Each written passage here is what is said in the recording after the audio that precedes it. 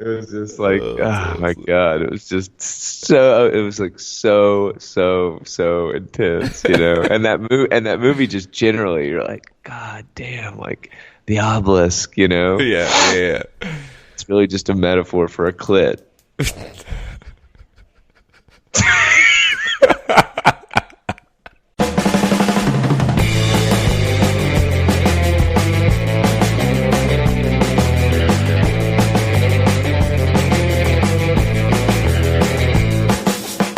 Hello and welcome back to the Tether Radio Podcast, the only podcast keeping you from spiraling out into the infinite abyss.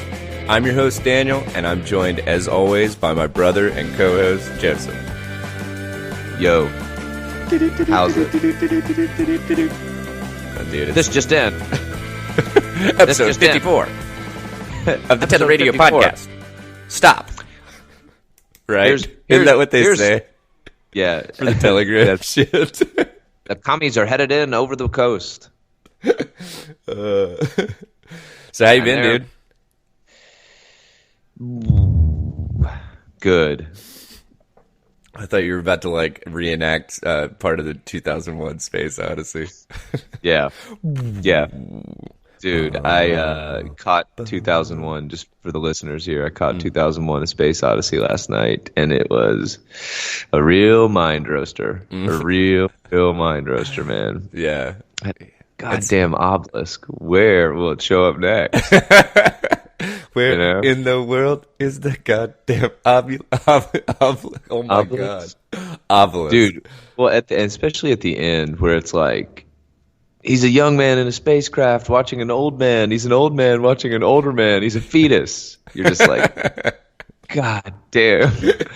I don't know what just happened, but like, Was that- Kubrick's a genius. Yeah, well, so was that written by Kubrick? So, a buddy that I was Actually, I think went it's with- pronounced Kubrick. No, I'm just kidding. it's Kubrick's, yeah. But He came up with the Kubrick's cube. he came up with the Kubrick's rube, The yeah. Kubrick's room. Yeah, but they actually mixed it up on the packaging, and that's how we got the Rubik's cube. So so I went with a buddy last night, and he's kind of he works in the film and TV industry, and so it was like on 70 millimeter film, right? Okay. And so it was Wait, so definitely- what how does that differ from something So it's just else? not. It's not digital. It's actually on the gotcha, film that gotcha. it was like intended to be shown on. But I mean, you know, whatever. I mean, that's kind of a purist thing. It's like it just looks like a shittier quality, you know. Yeah. But whatever. I mean, it was really cool for any cinephiles out there. No disrespect. No, but it was cool. But we were leaving, and I was like, how in the shit did that get produced? Yeah. Period. Yeah. You know, because I mean, it's just so long and so bizarre. Yeah. And I guess apparently it was like Kubrick's thing to find, you know, like one other co-conspirator or one other, you know, co-financier, and then they'd make these films and, you know, see how it went. But Yeah. I don't know. I wonder what 2001: A Space Odyssey did in the box office. I was Couldn't have actually done I was wondering what if that was so that was actually not right after 4 years after Doctor Strangelove. So he actually already had he had already done Lolita, Doctor Strangelove, and then he did 2001. 2001: A Space Odyssey, dude, was in 1968. Yeah. I mean, these people must have been, their mind must have been roasted. So, production budget, $12 million. Oh wow. Domestic total gross, $56 million. Huh. So what about a 4-time return kind of thing ish? Yeah. Kubrick, he seems to have waxed ass, so to speak, on this one. Yeah. But then it says domestic lifetime gross is only 60 million. So it's only done 4 million in the last 40 years. Yeah, but that doesn't surprise me. It's kind of like I feel like this is one of those movies that, like, when you're an undergraduate, you're like, dude, let's smoke some weed and watch 2001: A Space Odyssey, and then after that, we'll listen to Dark Side of the Moon. Yeah, exactly. Or Exactly. we're gonna remember to start Dark Side of the Moon when the lion roars in The Wizard of Oz. Exactly.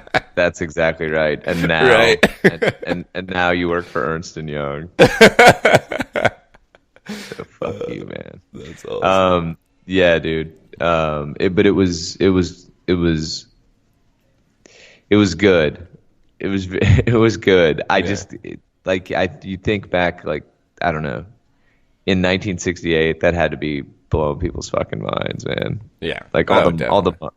then the monkey scenes are really ridiculous. All these people dressed up in monkey costumes, and they're like they learn to beat each other to death with bones, Yeah. and then they find the obelisk. I mean, it's just really When was good shit, man. Good shit. Tasty cinema. yeah. Planet of the Apes. When did that come out? Was that 70s? No shit, that was 68, dude. Planet of the Apes. Yeah. That was a big year. That's a big year for cinema, man. Yeah, that was a big year. Heston was at his top, at his peak. Dude, Heston, like, looks weird. I mean, dude, I feel like most movie stars Like, are have kind some of, kind of... yeah, some kind of bizarre feature. Yeah. I mean, Anna Kendrick has like really weird legs, like, Dude, she's knock-kneed as shit. and then there's Well, Owen Wilson's nose. Owen Wilson's nose. Then Wow. you got that kid from wow.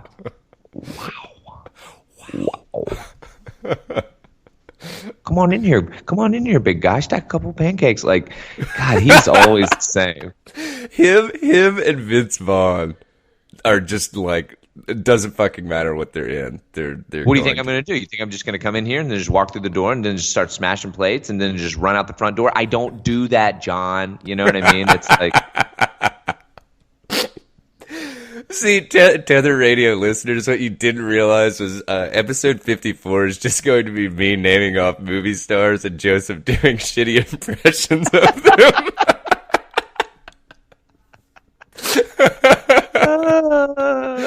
yeah. Yeah, all right. Here's my next one. Guess it, then we'll move on, all right? All right, hang on. Look, but don't touch. Touch, but don't taste. Taste, but don't swallow. It's fucked up. Al Pacino, Devil's Advocate. Yes, thank you. Yep. Oh, shit. All right. Play me out, Danny. Every Tuesday night. Oh, shit. All right. Okay. Without further ado, man, let's roll in. All right. Coming in hot, literally. So I pulled this one from Fox News. Oklahoma woman arrested for arson after getting caught by her own surveillance camera, officials say. So we're gonna take a little trip over to Oklahoma, and basically the dark side of the nest.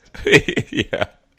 So apparently, this woman, Annie Durham, was arrested by Del City fire investigators and charged with second-degree arson charges after authorities say she, quote, intentionally set fire to her neighbor's already condemned home on June 10th.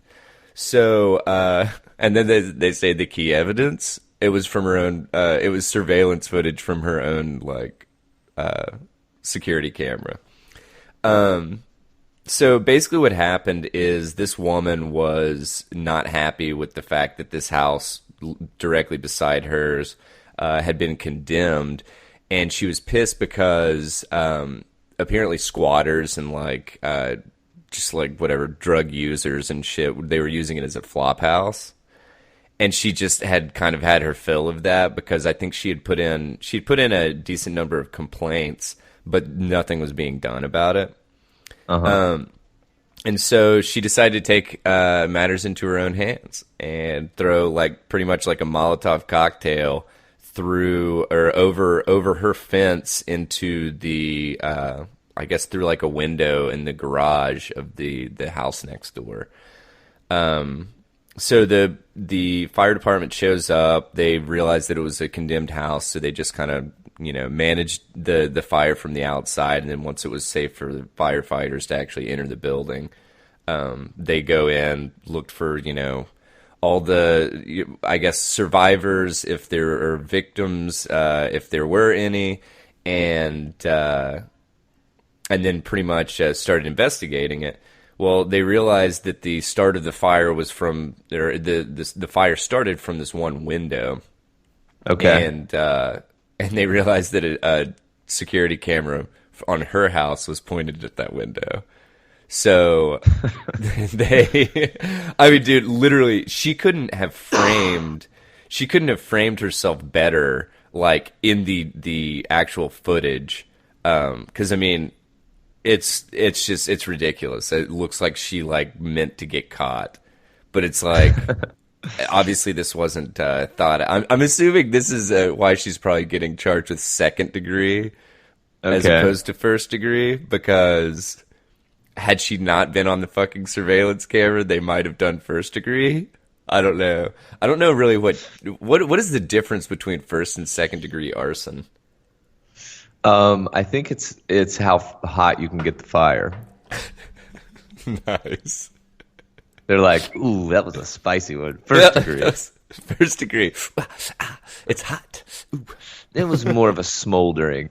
No, I don't know. I think it's like intent, maybe. Like is first degree arson like with, I don't know, intent to harm property and people or something? I don't know. I'm doing a quick, let's see. In order to constitute first-degree arson, the property that was set on fire must be a building or structure that was inhabited or occupied by at least one person. So that's why. So it's literally burning a place that doesn't have anybody in them, knocks you down to second degree. Got it. Got it. Interesting.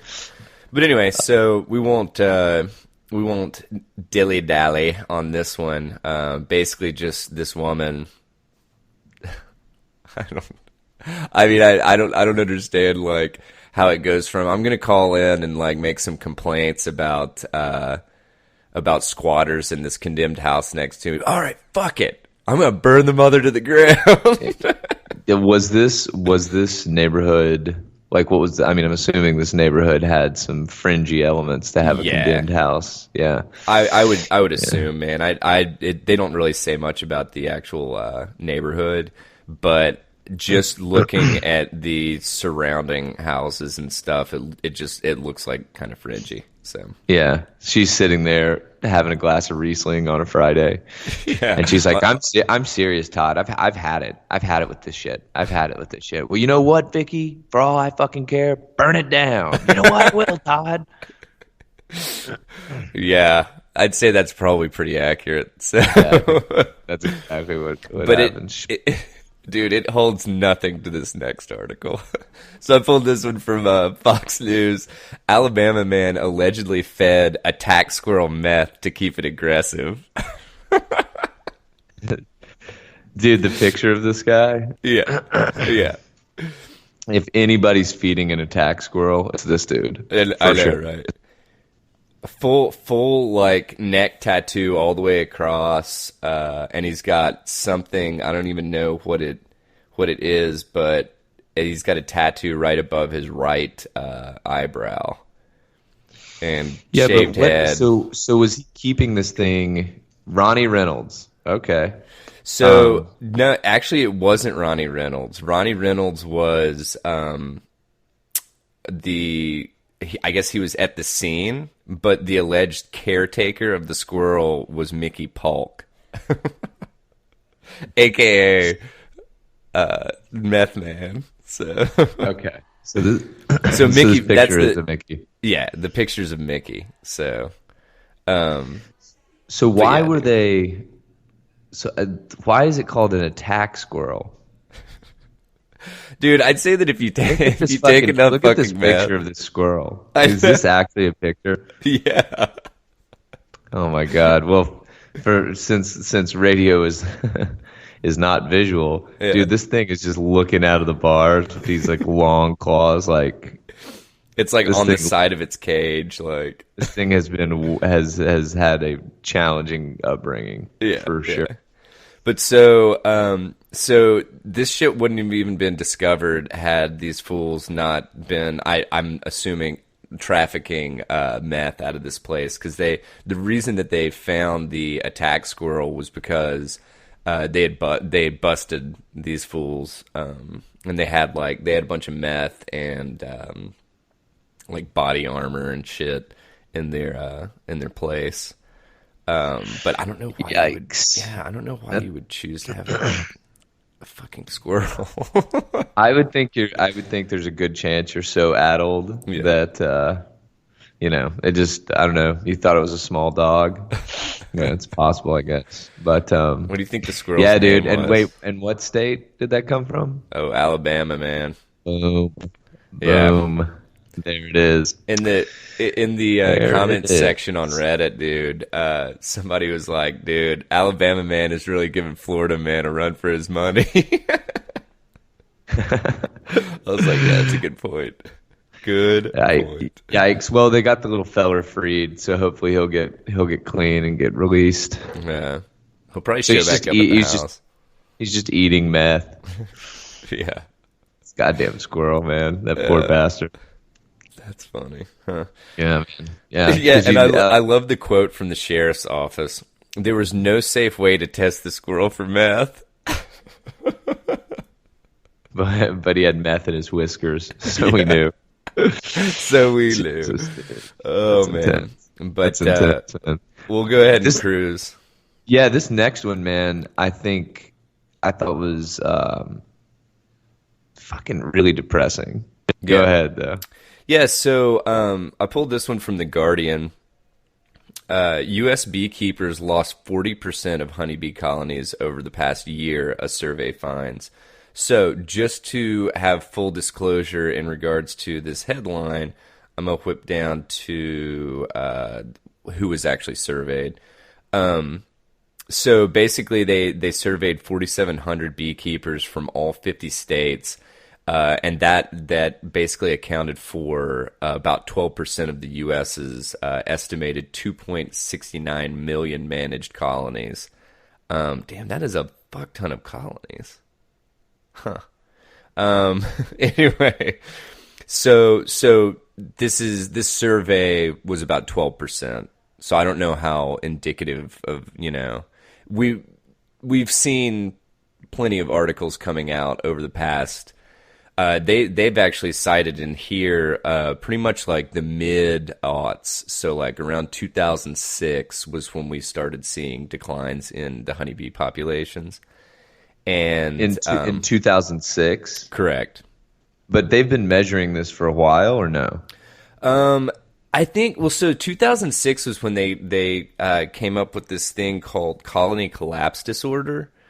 And it's basically what happens is, because all these colonies were randomly, like, and I can't remember, I think it's just called swarming. And, but basically what happens is you have a bee population, and I really wish that I would have been able to have a conversation with my buddy Treston, who keeps bees. But I was unable to have that conversation before the podcast. So, but anyway, so with this colony collapse disorder stuff, the worker bees will swarm and leave the colony, but they'll like randomly leave, like, and they'll leave the queen and like a couple of the nurse bees or something like that. Okay. And then and the remaining like immature bees, and they'll just literally leave. And then obviously, since the worker bees aren't there, the colony will be destroyed or deteriorate, And they saw this. It was actually happening and pretty prevalent back in the mid-aughts, like I was saying. But at this point, they've kind of they've been able to, they being the beekeepers of America, I guess, they've been able to kind of get that reduce the number of colony collapse disorder cases that they've been dealing with. But yeah, man, it's super weird because they still don't know what causes it. Like it's just the fact that it's almost like SIDS with children. They, the sudden infant death syndrome, that it's like Right.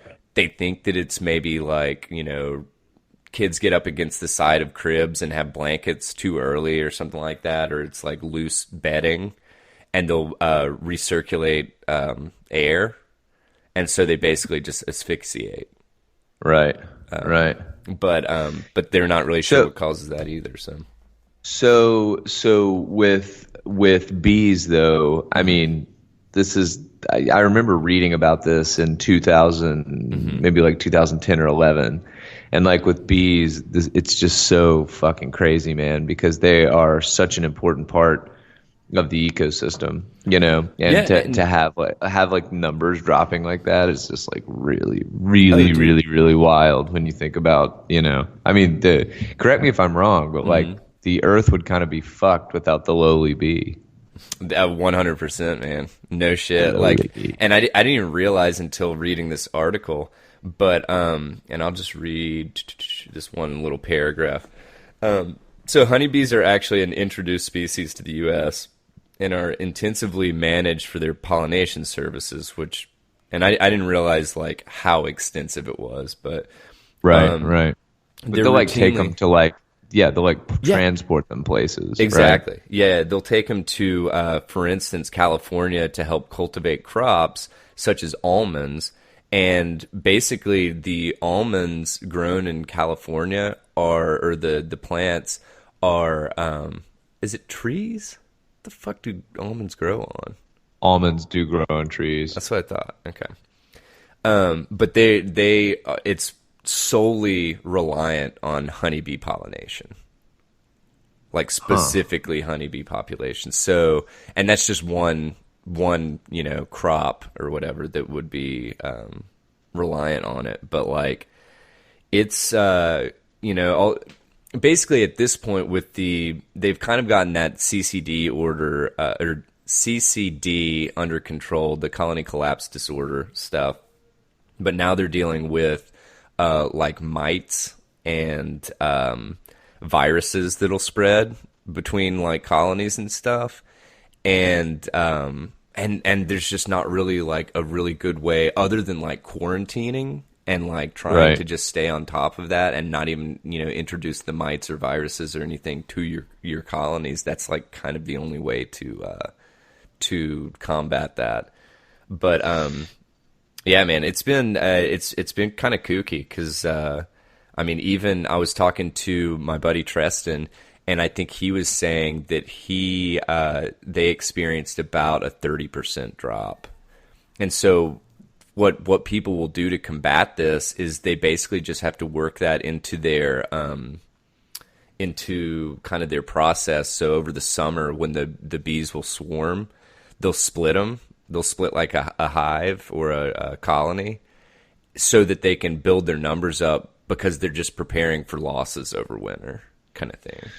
So I just think it's, not to be a conspiracy theorist or anything, but like, I don't know how common these losses are, but man, it seems like there's been some like freaky shit going on, Like, have you been reading about all these dolphins washing up in the Gulf Coast? Yeah, and like, scientists are baffled, or whatever. But like, man, it's there's some serious Earth damage going on. I don't know. Yeah, exactly how that's manifesting. But, Yeah, man, for sure. But it's kind of crazy, man. Kind of crazy. So, all right. So dig this. This next one is about Nexium. Have you heard of these guys? Yeah, I think, and I can't remember. Or how is it pronounced? Yeah, it is Nexium. You're right. Nexium. But yeah, I believe we actually covered a little bit of about the Nexium cult stuff on an episode that we had a guest host for you. I think it was Matt that was on. Oh, really? Yeah, yeah. Dude, so this shit is wild. Yeah, It's wild. it's super crazy. So do you know what Nexium is supposed to be? Okay, so it's supposed to be a multi-level marketing company. Oh wow, Right. really? Like multi-level marketing / personal development, right? Is it And so like pyramid scheme kind of shit? yeah, exactly. You know, yeah, exactly. Right. You know, you gotta get your left leg built up, and then once you get your right leg built up, you're standing on two legs. You know, and it's like No, but what this you really is the thing. mean is, You only have to sell stuff until you get people under you selling stuff. and then they're selling stuff, and then And you're you're making money making on them. Yeah. Now, Dude, and now it all works out. you may call these people brother, mom, dad, aunt, uncle, but we call them customers. Yeah. You know what I mean? Yeah. That's literally, I remember Martha got invited. She was like, "Oh yeah, like, you know, this chick that I met, you know, at this," because Martha works in film and TV, and she's like, "Oh, this chick that I met, she like, you know, wants to have some girls over and, you know, blah blah blah, have a couple drinks." I was like, "That's cool." I was like, "You're going to her house," and then like 20 minutes later, she's like, "Fuck, I just got roped in to an Arbonne presentation," you know. Where she's like, "Oh yeah, come on over. We'll have some wine and cheese and crackers, and, you know, just have a low key night." Oh, that's great. That's great. You know, hey, you guys bring some flip flops. We're gonna try out some new product. You know what I mean? It's like, oh Dude, my Megan, God. Megan actually was selling Norwex products for a little bit. Okay. And Okay. How did it go? It was so my deal with her was I was like, look, you can sell this shit, but as soon as it starts costing us money, then you have to fucking give it up. Period.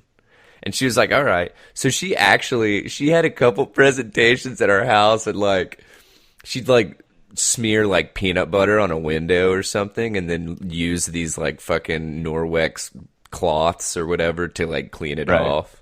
Right. And like of course it was spotless, you know, afterward. And I mean I think our parents bought some shit from her some relatives, you know, of This is hers. my point. This is my point. Right? Yeah. It starts at home and grows out from there. But So she actually ended up getting some like a decent bit of like free shit from them because she was hot on it for a little bit, and then basically once she got out of the free stuff and it was like, oh, re-up for your next year or whatever, she was like, yeah, fuck this. re-up for your next year, and you have to buy the inventory. Yeah, pretty much.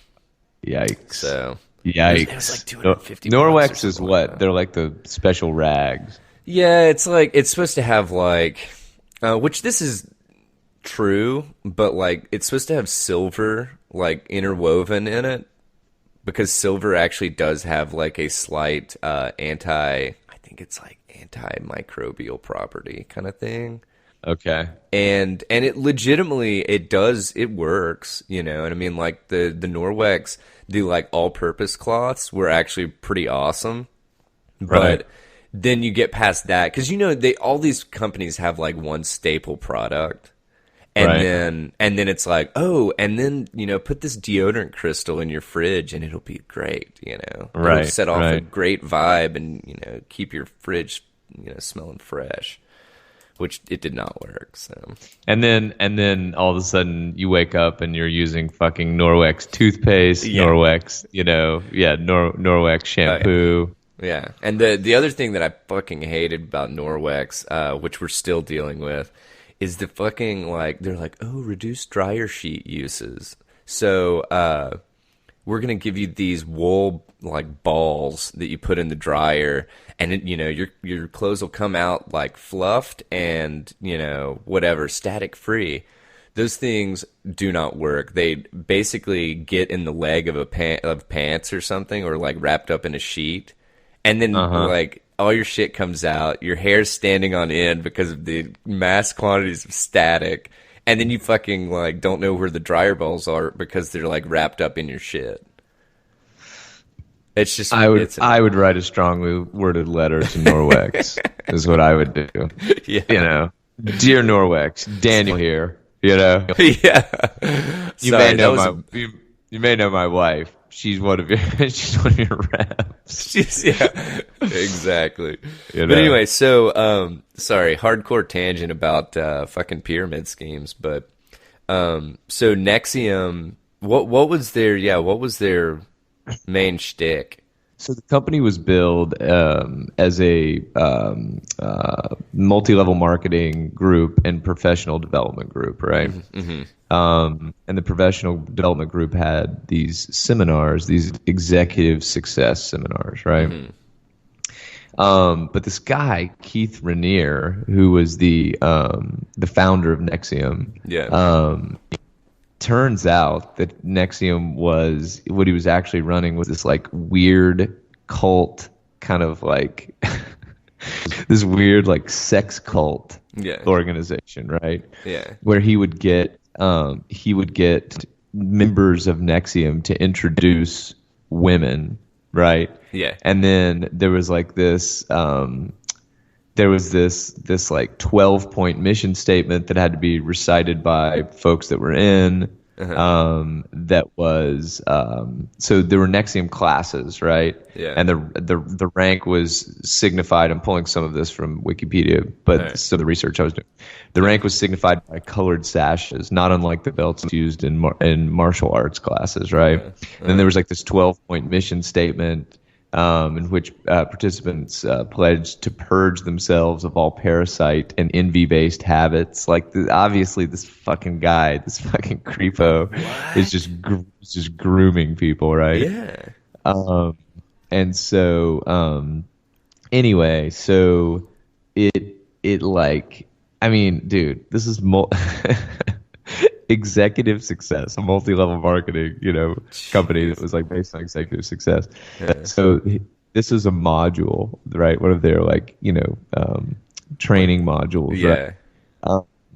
Dracula and his ghouls, right? Reportedly discuss psychopaths and their followers. Other Yeah. module titles include Best People, Perfect World, and The Heroic Struggle. Yeah. So anyway, they also, once they got these people recruited, they would get them to introduce like younger females, and then like the culmination of this is that they were fucking branding these women, right? Like literally physically branding them. Physically branding Yeah. these women, and then they would be like required or encouraged to have sex with this guy Keith Raniere, right? Yeah. So in this article that was pulled, let's see, last week jurors were reportedly shocked by evidence, including nude photos of a 15-year-old virgin who was allegedly required to have sex with Raniere and send him crotch shots and recruit other virgins for the cult.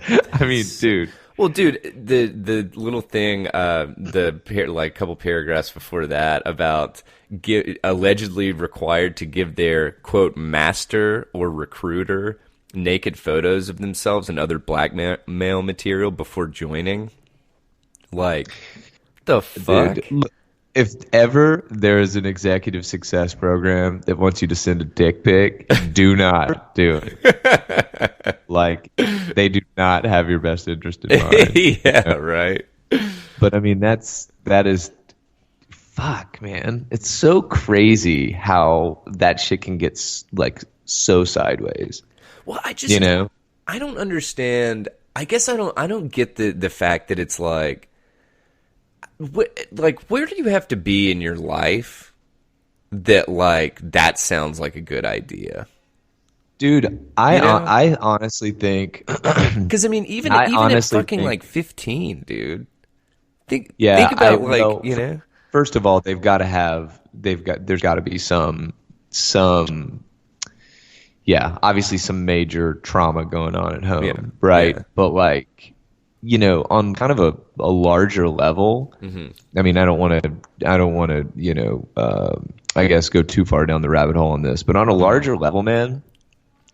And I'm not even somebody, I mean, I'm like kind of a typical millennial in that I'm not, overly religious or even that, religious in the first place. But I think that the decline of organized religion, like that, it does something for people. Religion just does something for people. You Yeah. know, I mean, just take out, whether you believe in God or not, just take that completely out of it, right? Well, Be just it like large faith group, in large, general kind of thing, right? yeah, but like exactly, large groups of people believing in the same thing matters. It just does. It's like a thing that humans need, right? And so what's interesting is that I think that now you've seen like a precipitous drop in organized religion, in participation in organized religion. Like society's become much, much, much more secular. And I think on some levels, man, like honest to God, people are just looking for something to believe in, Yeah. and are looking for something to like guide them in some way, Yeah. right? Because it's Yeah. like, I mean, again, not to go too far down the rabbit hole here, but like the whole idea of living is pretty hard to wrap your mind around. Yeah. Like Yeah. that these existential questions and whatever. And like when you can, answer those with, well, God said, or I'm doing this for, a better life in the afterlife or whatever, it's kind of like giving, it's giving like prescriptive purpose Yeah. to like what you're doing, Well, I think and Descartes summed it up pretty well, dude. I think. what? Therefore I am. Yeah. Yeah, man. Well, and so it's crazy though, because this trend of like needing something to believe in, and having like a unifying theme between you and other people is actually something that, and I think we've mentioned this on this podcast, but is actually something that like brands have been exploiting, right? And I forget. I think it was the Andreessen Horowitz podcast. I heard this was like maybe a year ago or something. I heard this. It was either on a podcast or on like a memo that they wrote. Andreessen Horowitz is a huge VC, right? And they were saying that was one of the things that was on their radar were things like these spin clubs, and brands that are quote like lifestyle brands. And that are kind of offering this promise of like, I mean, dude, in some ways, kind of this like cultish mentality, Really not think cult. about that shit though, like that. Yeah, But and that's and interesting. and so that's what they're saying is cycle. I mean, like again, this is like a bunch of dudes who are interested in making just a shitload of money off of people's good or bad decisions. But Yeah, yeah. I mean that was a trend that they were tracking was society becoming more secular and people like looking for things to kind of believe in. But dude, I mean, if you look at like Peloton or like Orange Theory. Orange, dude, seriously. I mean, where like this literally, it there's a becomes fucking thing. list. Yeah. It becomes a thing where like identity starts Oh, being tied to these yeah. brands, Yeah. and like I think something like this is Are you no a Lulu different. girl? I mean, but really, it's crazy. It's No, kind you're of crazy, completely right? fucking right, man. Where like again, it just kind of starts to like define you, by and so I could see that, like, I mean, it's kind of a fucking leap to go from executive tutoring or whatever to crotch shots of 15-year-olds, Yeah. but man, I mean, you could imagine some fucking kook getting a little bit of power and Yeah. recognizing that he's got like some momentum, and then just pushing the envelope. And I'm sure that like anybody that was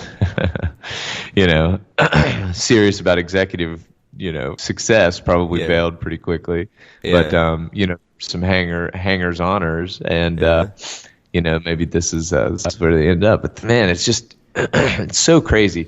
I'll Yeah. bet you there are so many of these fucking groups that are just undiscovered. Yeah, just You know what I flying under mean? the radar kind of shit. Which, I mean, dude, this is kind of incredible because at the end of this article, they said Nexium claimed to have over 16,000 members in chapters nationwide. Yeah. As well as in Canada and Mexico. But Yeah, I mean, and it's like that's a pretty substantial membership. it is, dude. It Yeah. is. But I mean, that's not. It's a lot, but considering there are 250 million people in the United States, it's not a lot of I think it's people. like 400, isn't it? No, in the United States, 400 million? no. No? think it's 200, like maybe 300.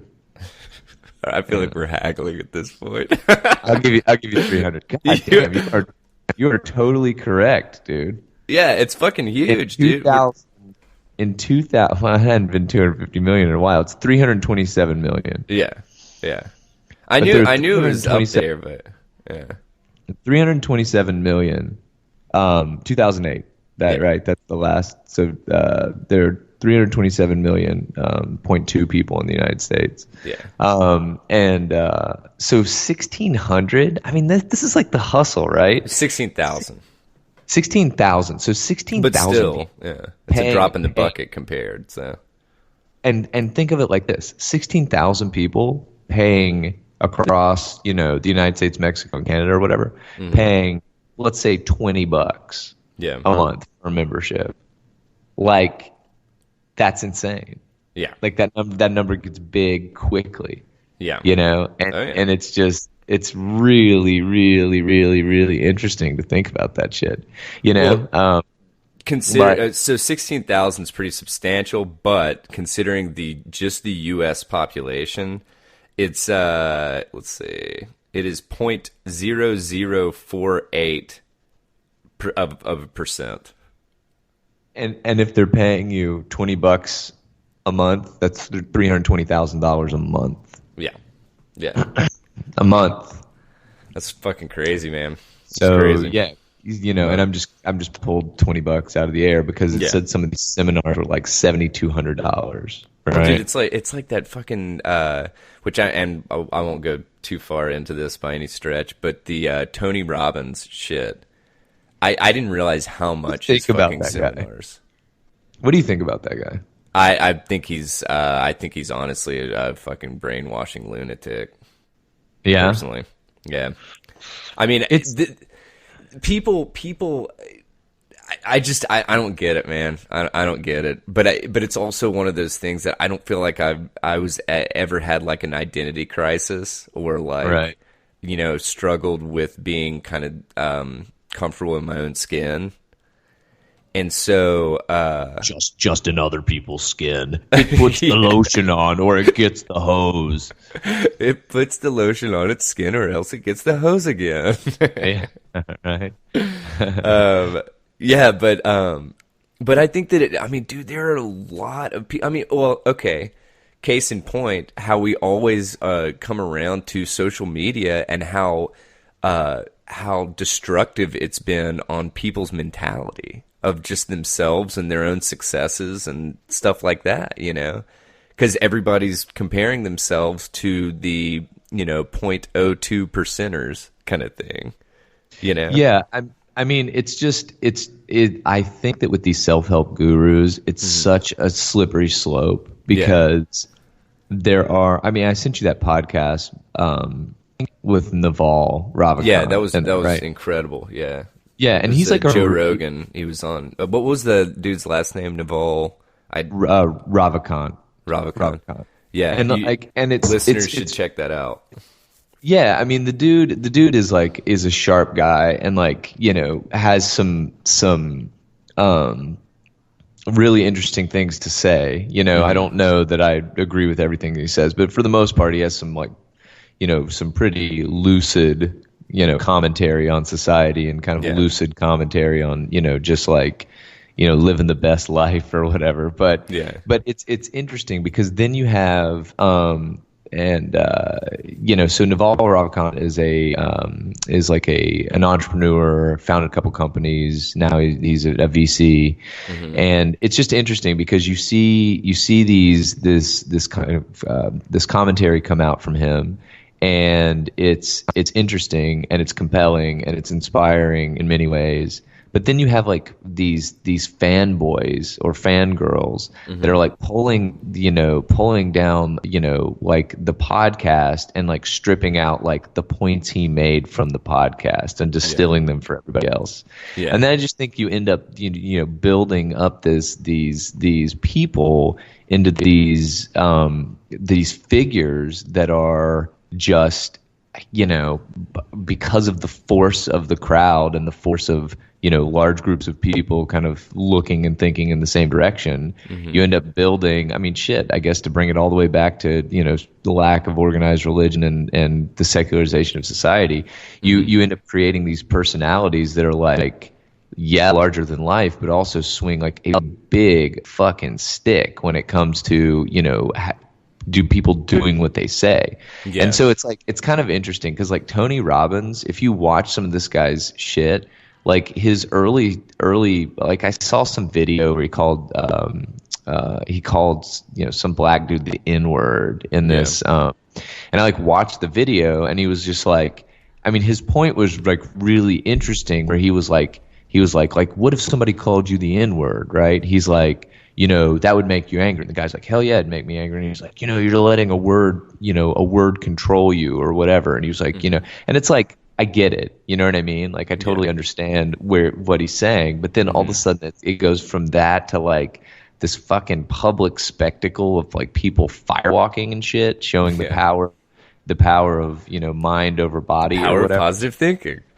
Yeah, and it's like, and it's kind of shitty because like I think there are some people that would really, really benefit from just some light touch, life coaching, where it's like believe in yourself and stuff. But then it's like that slope is just so slippery because then people are like, oh, they're like whole hogs in on somebody like Naval or somebody like Jordan Peterson or somebody like pick one, and then these people become, I don't want to say deified, but certainly achieve this heightened status. And then you just have people that are just like willing to believe whatever the fuck they say, dude. Yeah. I mean, there was a Do you know what person... Tony Robbins' fucking program's called? No, what is it? So I just looked up, sorry, real quick. I looked up how much it costs to go. And literally, it says, how much does it cost to attend Date with Destiny? Yeah, dude. It's $5,500 to $7,500 for a ticket, and then you have to do lodging and meals for a week. Yeah, dude. I mean, so I know somebody who did this, right? God, yeah. And what's crazy is, like, I really, really like this person. Like, and really, really respect them and have done some serious business with them, right? Yeah. And, this person is old, older than us in their probably 50s, 40s, 50s. Super smart, runs a really great business, and is just like a really positive person. You know what I mean? All about exercising, like, live, work, balance and whatever. And like went to this and I was like, what did you think? And this person was like, oh, it's just fantastic, blah, blah, blah, blah. And it's like, dude, I get it. I get how, like, I mean, if you think about it, right, like most people are kind of like just fucking around in life with a veil on, kind of just, biding their time Monday through Friday to get to the weekend, to then, do whatever they do to actually have fun. And so people encouraging other people to kind of get out of that and like enjoy their life and whatever, like I'm all for that, but fuck, it's just a slippery slope because you can't, once somebody starts feeling good and they start getting headed in that direction, if it's a specific type of personality, which apparently a lot of us are vulnerable to this, you just start kind of like believing more and more and more and needing like more and more of that, encouragement and reinforcement. And then it just becomes this thing that's just like fucking out of control, man. Totally crazy. Yeah. Well, I would think that it probably, how many people do you think are like return customers kind of thing, that it's gotten to this point that it's like, oh, we're going to our yearly Tony Robbins conference? I would think that it's probably like pretty high. I would think it's very high. Yeah. I would think it's akin to like having, a favorite, whatever, a favorite musician band or something. Yeah, exactly. Yeah. I mean, I think a good example of that is well, not a good example, but something that's in like popular culture and like the type of people that I could see being, in on this. Have you ever seen Nightwalker or Nightcrawler? Oh yeah. Okay, and you know how like he's like walking around and he's like, well, on page number 45 of, living your best life, Warren Buffett described, you know what I mean? Or like invest like Warren Buffett, live like Jimmy Buffett, and he's like quoting these different, Yeah. business leaders or whatever. And I think that's like it's like a thing. Like people get endeared to these people and kind of bring them in psychologically to their fucking circle, and it's just like, but it's like it's definitely transactional. Yeah. I mean, I'm saying it is a financial transaction, and these people, I don't know, man. I mean, there's a story I'd like to tell that I'm not going to, because it's the groups of people here are too small. But suffice to say, this is like it's a thing that happens where people are kind of like shrouding this, transaction in this kind of faux connection or friendship or whatever. And I mean, dude, look at Tony Robbins' net worth. Take a fucking stab at that shit. Are you looking at it? It's gonna blow your fucking mind. No, just Google it real quickly. Gotcha. It's gonna blow your fucking mind, dude. All right. Let's see. Oh wow, 500 million. Yeah. Jeez, dude. Yeah, and so it's just like the marketplace for this is vast. Yeah. It is vast, and like people, I mean, it's kind of sad, dude, because people are just like looking for something to, feel better, and like actually, like seize the moment and seize their life or whatever. And Well, it's I just feel like you've got there's these people that just they're not balancing anything. It's like, yeah. Well, and it's I like feel an like endorphin there's rush that you have to pay $5,500 for each time. Sounds familiar, right? Sounds like a fucking meth squirrel. yeah, yeah, right. But it's also there's a fine line, in my opinion, between helping and almost like preying on. You know what I'm saying? But what's the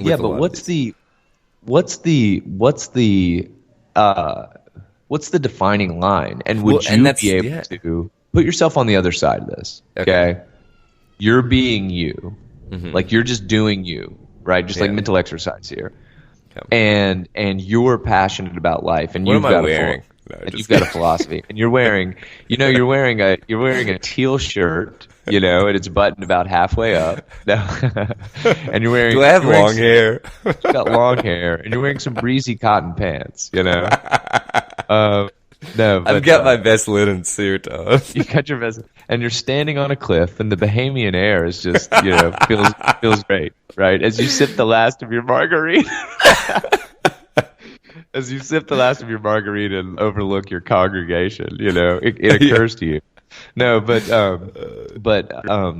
you're just doing your thing, right? Yeah. You've got like some kind of life, what's the word I'm looking for? Kind of life, Just like philosophy. Yeah. Okay. Right. And it's just your philosophy that you've come up with, and you're doing the thing. And then all of a sudden people get really into it. Right. And you're like talking to people, and people are like, you know what? Other people could like really benefit from this. And then you start talking to other people about it. And then all of a sudden people are like throwing fucking money at you and encouraging the most drastic version of this thing that you've been doing. Yeah. Well, I think it would be exceptionally difficult for anyone to all of a sudden be put in a position of celebrity doing the thing that you do, and to not become the absolute most dramatic version of that. Yeah. Because that thing that you're doing is making you a fuckload of money. Yeah. And is giving you a ton of attention. Yeah. And the more you do it, the more attention you get. And it's just like this wind up to which there is no end until you fucking OD with a bunch of hookers in Fort Lauderdale. You know what I mean? Or you call somebody the N-word in public, and people are like, "Ooh, you've gone too far." You know what I mean? It's just I don't know that there are a lot of people that would be able to escape that, and kind of get around that. But anyway, so it's that's not exonerating the person that's doing that at all, but it's just like, I could see how, I mean, we see celebrities do this shit all the time, how it's just like you can't get out. Like, how do you stop being Tony Robbins? Yeah. Well, no, honestly, and that's the funny thing is, like, I mean, I think that you've summed it up really well. That it basically it becomes a lifestyle kind of thing. You're no longer like this self-help guru kind of thing. You know, you're expected to keep this shit up until you fucking die kind of thing. That's right. And if you don't become a caricature of yourself, right? If you don't like have more product and have more, intensity kind of in the program, whatever, then it's like you are going to potentially lose old fans, right? And you know, it's just yeah, I mean, I could see how that shit could go down, but it's like, you know, one side feeds the other, right? Like, I mean, everybody doesn't make it to Jonestown unless they fucking go to Jonestown. You know what I mean? So it's like these guys get encouraged, and then it's like, you know, it's just crazy. And that like, there's got to be a term for it, but that like psychological, like maybe contagion or something like that would be, you know, I don't know, but it's a Keith totally Raniere is not going to be doing that shit anymore because he was found guilty on all counts, including charges of sex trafficking, racketeering, and forced labor conspiracy. And the jury that actually deliberated on this only required 4 hours to come to that conclusion. So yeah, I'd say the 15-year-old crotch shots probably sealed the deal there. But anyway, in the coffin, man. So this is a really, really hard topic, this next one, but I should say it is a hot button topic, right? Yeah, for sure. But this one is a really, really fascinating one to me. Like even taking like politics out of it. Yeah. It's just really, really interesting. Really, really interesting. So yeah, go ahead with the three Connecticut female athletes. Woo! So pulled this one from CBS News. 3 Connecticut female athletes file federal discrimination complaint over transgender competition. So these 3 girls were in high school, and they filed a federal discrimination complaint saying a statewide policy on transgender athletes has cost them top finishes in races and possibly college scholarships. So basically, what they've said is they have had to compete against transgender athletes, and you know, with transgender being what it is, basically it is a male or a female that identifies as the opposite sex kind of thing. Now, this becomes problematic when you literally look at the anatomical and physiological differences between men and women. You know, you are 100%. I don't care what competition or whatever. Men generally are more muscular. Period. They are going to be able to. It's way deeper than that. Bone density different. Muscular structure different. Yeah. I mean, it's on so many different levels. It's like men are typically more aggressive. Men are typically, I was trying to think. They're typically hairier. No. So I don't know about that. I don't know that's a good point. But anyway, so. But these girls have some extremely valid points, because it's like it's not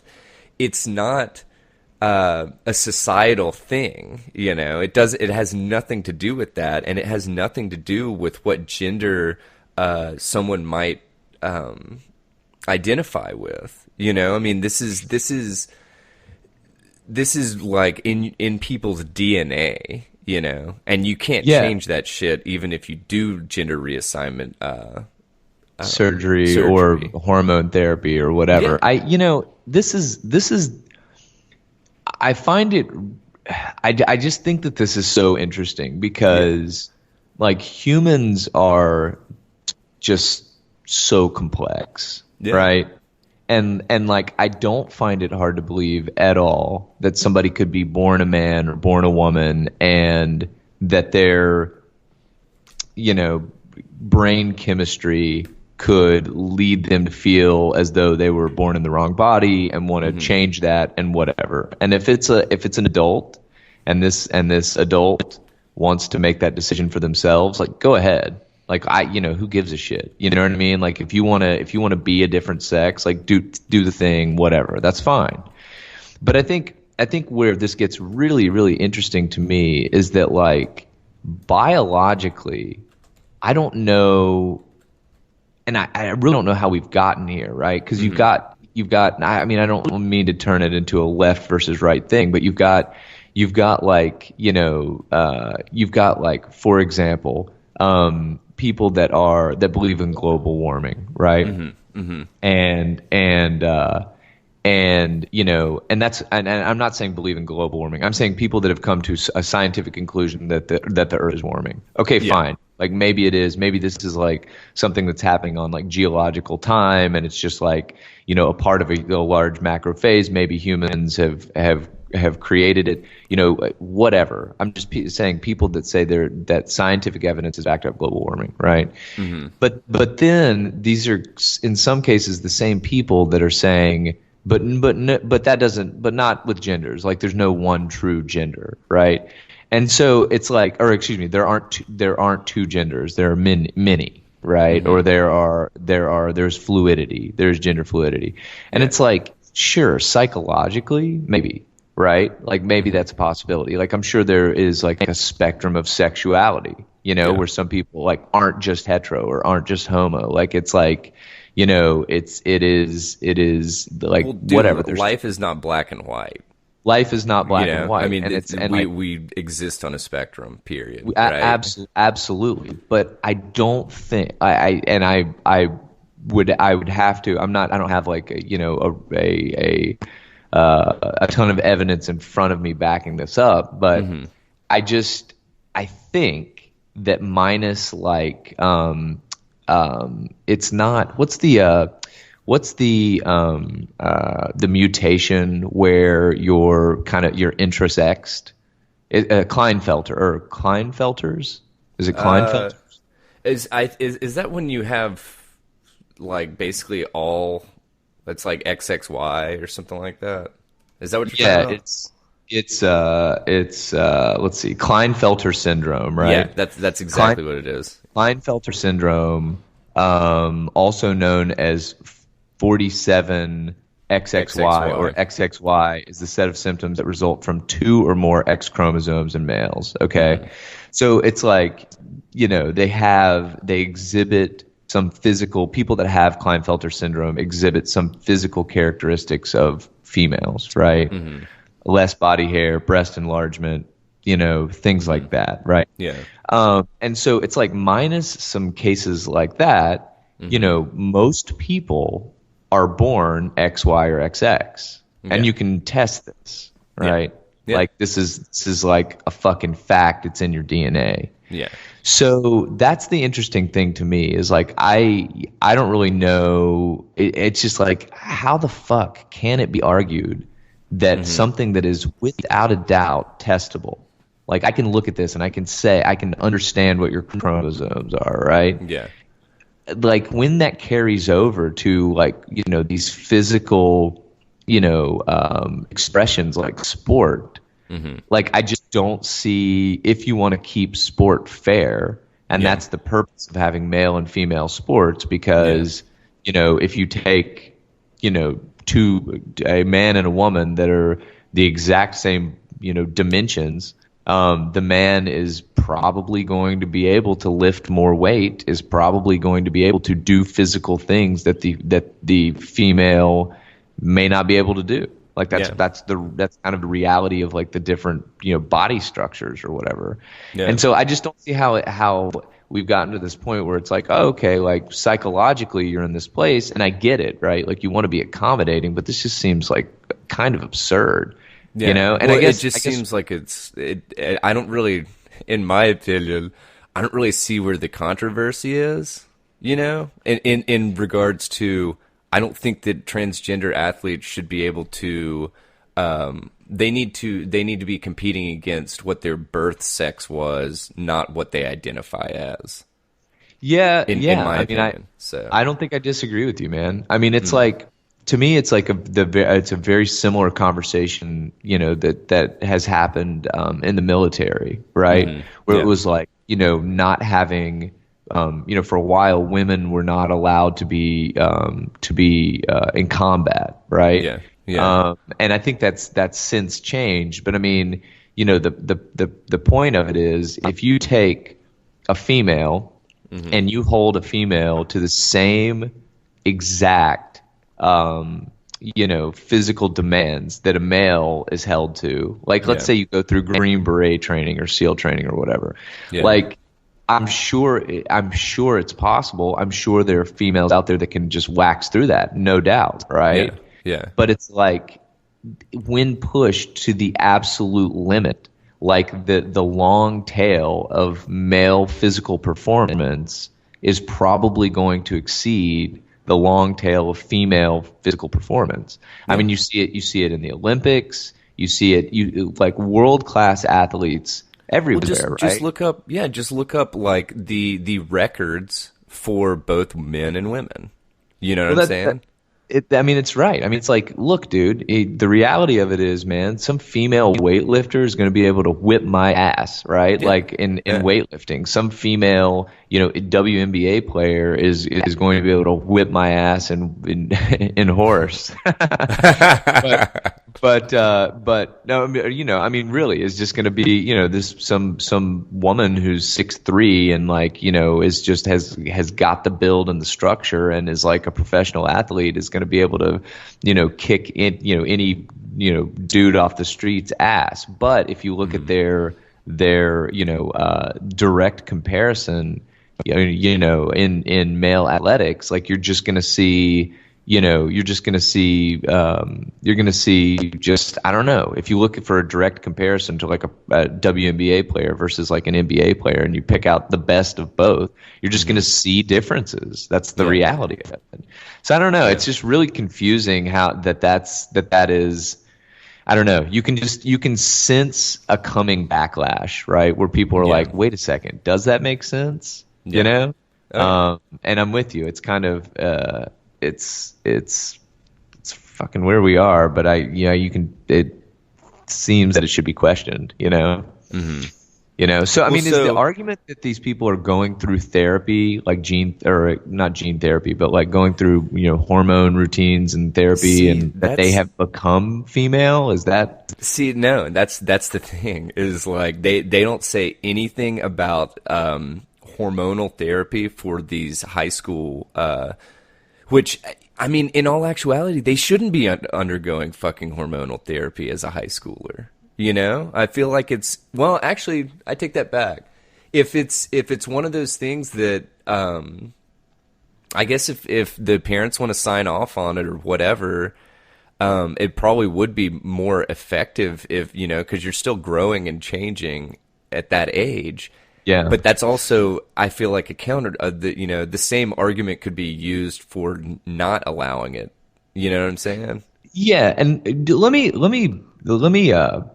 just shoot. And I'm like full of anecdotes today, but let me just shoot like a quick anecdote your way, okay? Because this is something that happened that was pretty close to Martha and I, and I just hadn't really thought of it from this perspective. But let me shoot this over to you real quick.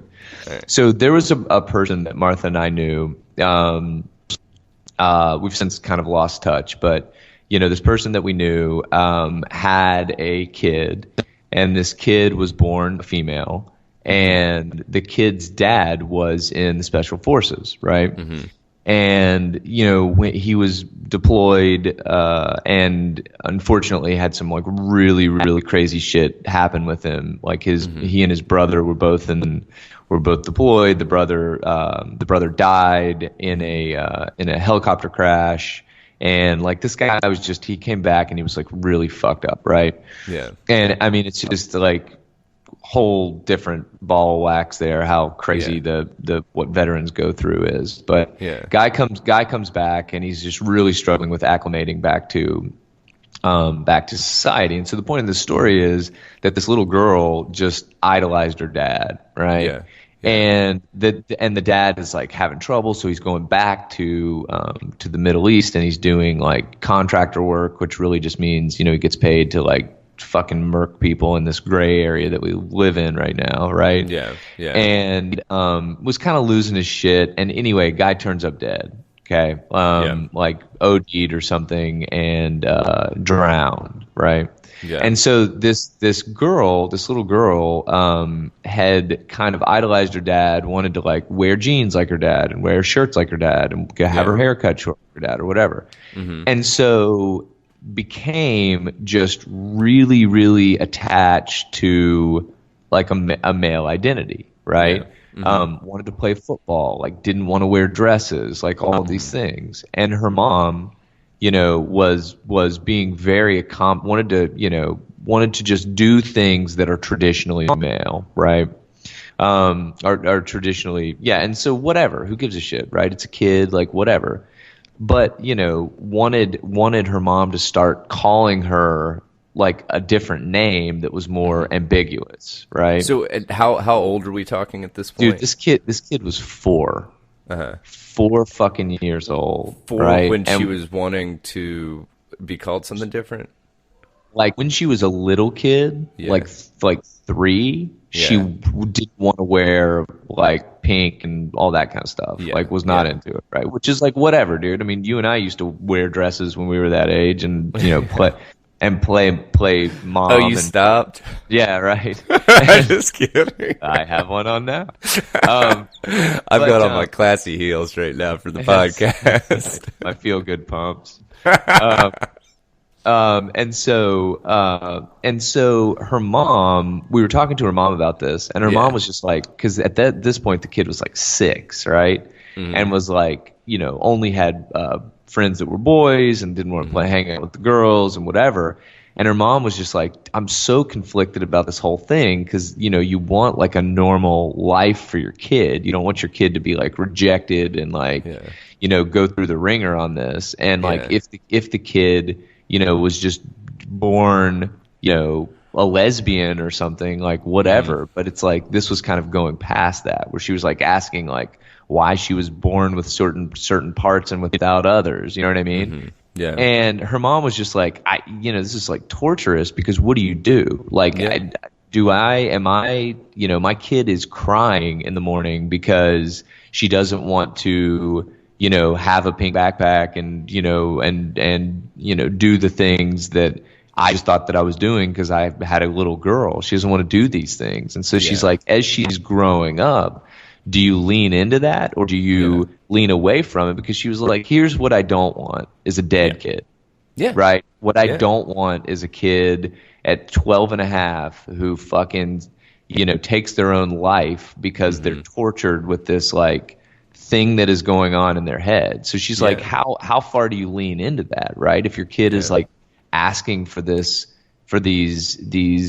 decisions to be made that are fucking life altering. Yeah. Right? Yeah. Like how do you do that? And I mean, I'm not a parent, but I mean, I can imagine that would be really, really, really fucking hard. So this is just like, I mean, it's been politicized and whatever, but it's like, it is a really, really hard thing to think about. If your kid is just like, it's past like, dad, I'm gay, right? It's like, I want these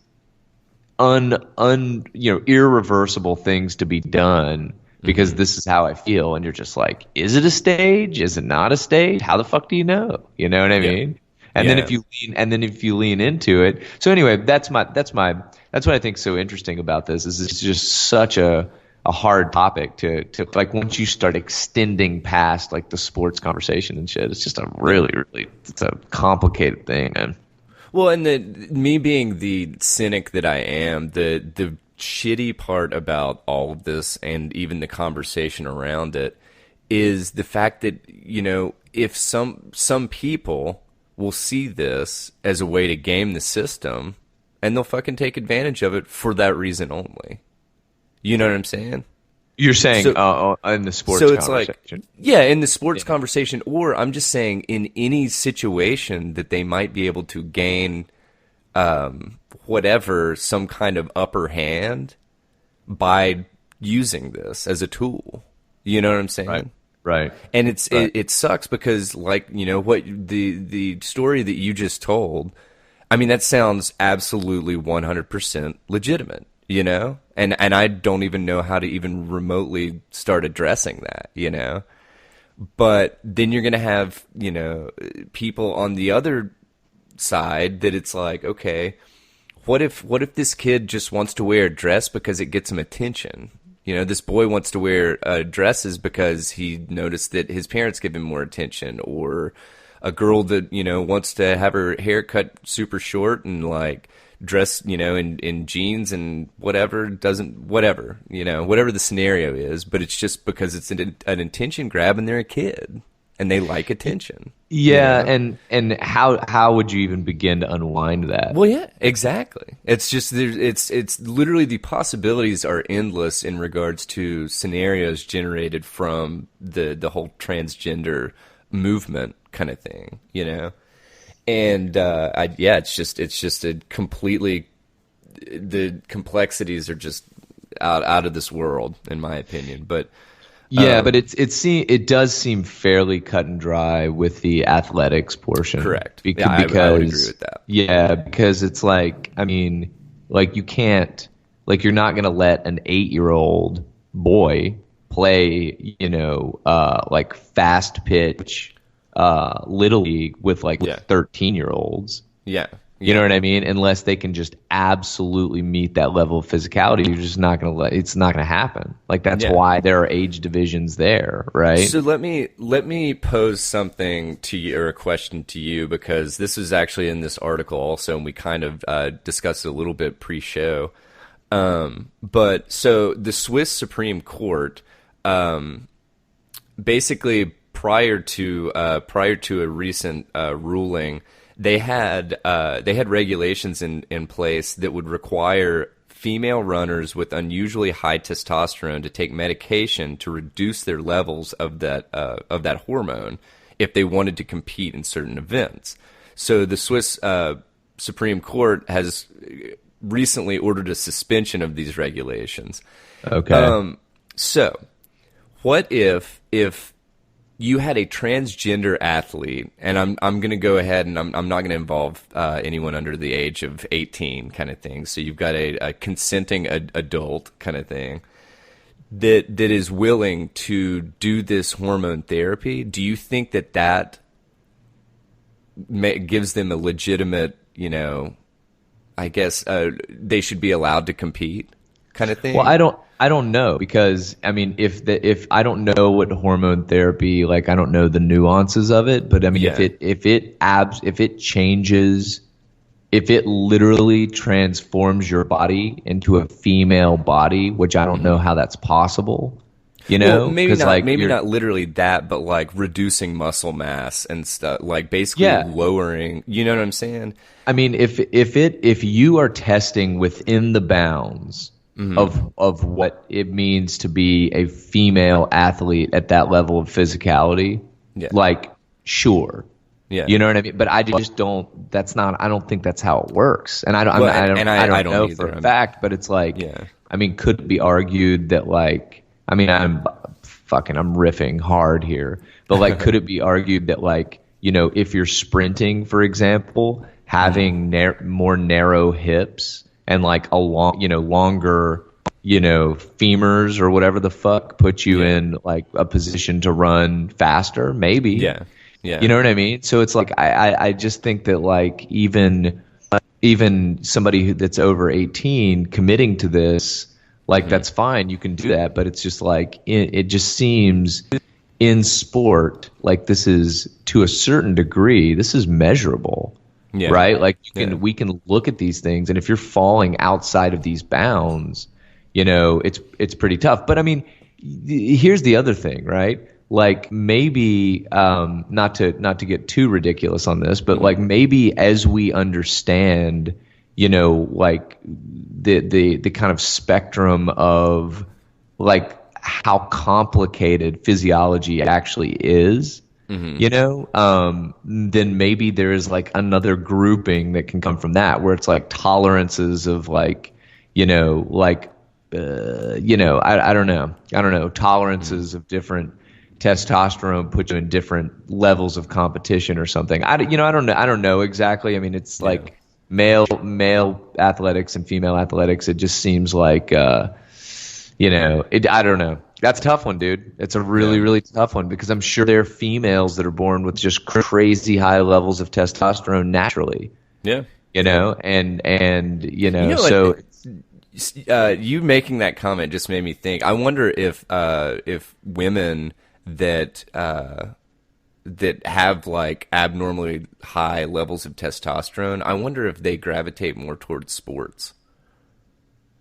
Well, I mean, you know what I'm saying, and like maybe a bunch of these whatever WNBA or world class athletes and stuff. It'd be kind of interesting to know that stat. Yeah, I mean, it would be interesting to know that, because it can't be disputed, I don't think, that certain levels of these hormones have pretty specific effects on like human physiology. Like, I mean, if you take anything and just pump it totally full of testosterone, the purpose of testosterone, like the entire purpose of that hormone, is to do a certain thing.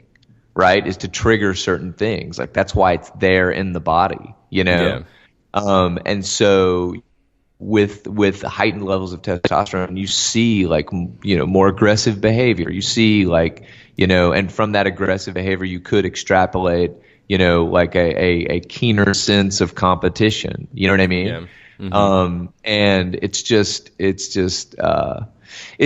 interesting. So it's not like I'm not saying things can't change, right? I'm not saying like definitions can't shift. I think the smart thing to do is to like try to take all the facts in and try to like find your way through it. But like, the reality of there being two sexes is that it absolutely, without a fucking doubt, like evolution has just like set this up because it works well.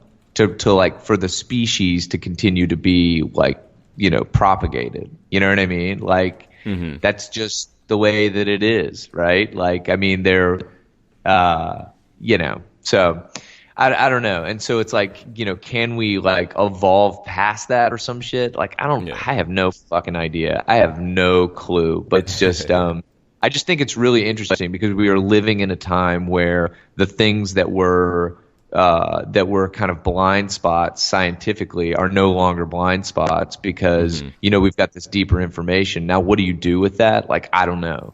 But like, can it be and these are questions that we're just going to continue to wrestle with. But I mean, for the time being, it just seems like that, for the athletics thing, I guess, to put a bow on it, like there are tolerances, and if you test within those tolerances, like, okay, and if you don't, then you don't. And I think taking a look at somebody's chromosomes is probably like a good fucking start. Yeah, for sure, man. Well, that shit ain't changing. So yeah, that's right. But so, anyway, onward.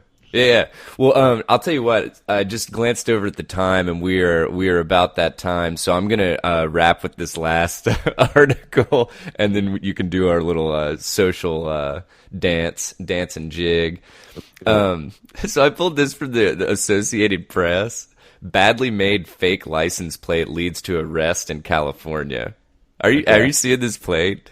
No, hold on. All right, yeah, pull that shit up. And I would obviously recommend all listeners to check show notes and look at this fucking fake license plate. First of all, Caliphas. It doesn't even fucking say California on it. It says Caliphas at the top. It's like a completely black license plate that it looks like it's been painted over with some kind of latex paint. And like the letters and numbers of the plate are all like shitty and not well defined. And then it doesn't even say California. Like, what? Well, And it says the driver was arrested on suspicion of driving under the influence of drugs, possessing methamphetamine, being an unlicensed driver, and having an active arrest warrant. This guy was driving a fucking big rig. Yeah, that's the...